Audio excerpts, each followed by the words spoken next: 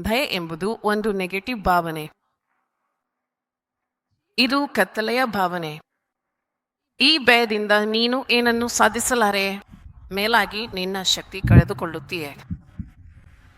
ಭಯದಿಂದ ನೀನು ನಿರ್ವೀರ್ಯನಾಗುತ್ತೀಯೆ, ಅಂದರೆ ನೀನು ಶಕ್ತಿಹೀನನಾಗುತ್ತೀಯೆ ಮತ್ತು ಉಪಯೋಗವಿಲ್ಲದವನಾಗುತ್ತೀಯೆ.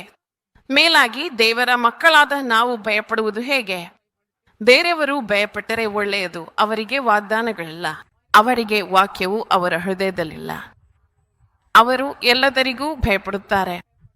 ಅದಕ್ಕೆ ಒಂದು ಅರ್ಥ ಇದೆ, ಆದರೆ ಎಲ್ಲವನ್ನೂ ತಿಳಿದು, ಪರಿಶುದ್ಧ ದೇವರ ಮಾರ್ಗವನ್ನು ತಿಳಿದು, ವಾಗ್ದಾನಗಳನ್ನು ತಿಳಿದು, ವಾಕ್ಯವನ್ನು ಓದುತ್ತಾ ಪ್ರಾರ್ಥನೆ ಮಾಡುತ್ತಾ ಮತ್ತೆ ಭಯಪಡುವುದಕ್ಕೆ ಆತನು ನಮಗೆ ದಾಸ್ಯ ಆತ್ಮವನ್ನು ಕೊಟ್ಟಿಲ್ಲಂತೆ.